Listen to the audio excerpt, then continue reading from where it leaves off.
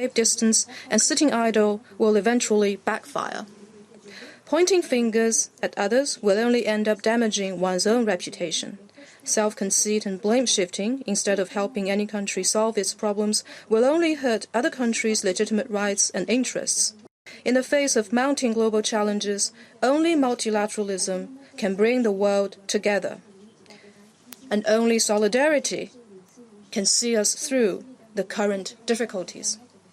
Third, global governance needs to be reformed and improved where it is lacking. COVID-19 has exposed weaknesses in national public health systems, the fragility of the global industrial and supply chains, and deficiencies in our global governance capacity and system. It calls for urgent improvement and reform of global governance. The United Nations must play a central role. WHO and other UN specialized agencies must be able to perform their mandates without hindrance. All countries must intensify macro policy coordination where appropriate and strengthen governance capacity. And we must redouble our commitment to international law and the basic norms of international relations. The world will never be the same again, and China will never stop moving forward. COVID-19 has been an all-round test on China's social system and governance capacity. China has stood the test, displayed its composite national strength, and shown itself to be a responsible major country. After COVID-19, our economy will emerge stronger and more resilient, our people more united and confident in socialism with Chinese characteristics, and our nation more unstoppable in its march toward rejuvenation.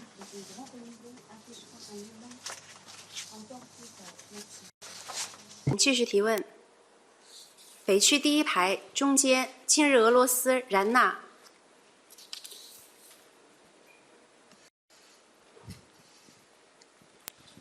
谢谢主持人。今日俄罗斯国际通讯社记者提问：疫情发生以来，中俄两国虽自个遇到一些困难，但是始终相互帮助和支持。请问您如何评价疫情发生以来的中俄关系？在您看来，中俄关系发展是否经受住了疫情的考验？另外，外界有猜测认为中国和俄罗斯将联手挑战美国的领先地位，您是否认同这种说法？谢谢。RIA Novosti. China and Russia have both had difficult moments in fighting COVID-19, but the two countries have rendered each other help and support. How do you assess the China-Russia relations during this period? Has this relationship stood the test? There are speculations that China and Russia may join force to challenge U.S. predominance. Do you agree with this characterization? While closely following the COVID-19 response in Russia, we have done and will continue to do everything we can to support it. I believe, under the leadership of President Vladimir Putin, the indomitable Russian people will defeat the virus, and the great Russian nation will emerge from the challenge with renewed vigor and vitality. Since the start of COVID-19, President Xi Jinping and President Putin have had several phone calls and kept the closest contact and high level of strategic communication between the two world leaders. Russia is the first country to have sent medical experts to China, and China has provided the most anti-epidemic assistance to Russia. Two-way trade has gone up despite COVID-19. Chinese imports from Russia have grown faster than imports from China's other major trading partners. The two countries have supported and defended each other against slanders and attacks from certain countries. Together, China and Russia have forged an impregnable fortress against the political virus and demonstrated the strength of China-Russia strategic coordination. I have no doubt that the two countries' joint response to the virus will give a strong boost to China-Russia relations after COVID-19. China is working with Russia to turn the crisis into an opportunity. We will do so by maintaining stable cooperation in energy and other traditional fields, holding a China-Russia year of scientific and technological innovation, and accelerating collaboration in e-commerce, biomedicine, and the cloud economy to make them new engines of growth in our post-COVID-19 economic recovery. China and Russia will also enhance strategic coordination.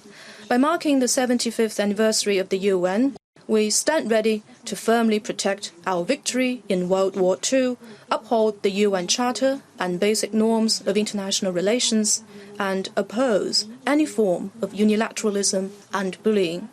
We will enhance cooperation and coordination in the UN, SCO, BRICS, and G20 to prepare ourselves for a new round of the once-in-a-century change shaping today's world. I believe that with China and Russia standing shoulder to shoulder and working back to back, the world will be a safer and more stable place where justice and fairness are truly upheld.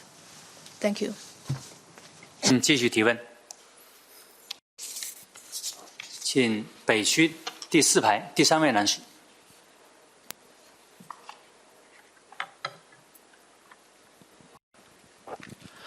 谢谢中国日报提问。中国目前已经成功控制了新冠疫情的传播，正在向许多国家提供抗疫的支持和帮助，但也有质疑认为中国的这种帮助是有企图的。请问王国伟，您如何回应这种质疑？谢谢。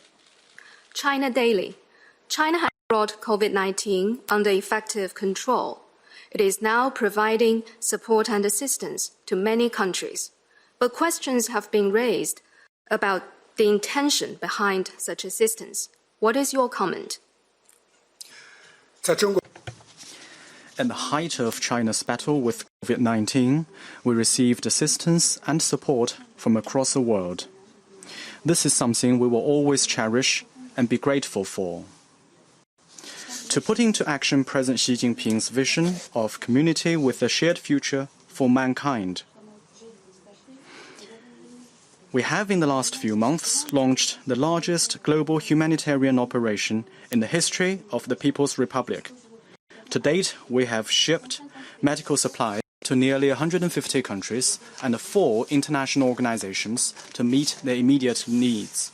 We have held video conferences with experts from over 170 countries to share our proven protocols of diagnosis, treatment, and control without any reservation. We have sent 26 expert teams to 24 countries to provide timely information and in-person guidance. Our factories have operated at full capacity to make high-quality medical supplies that are badly needed around the world.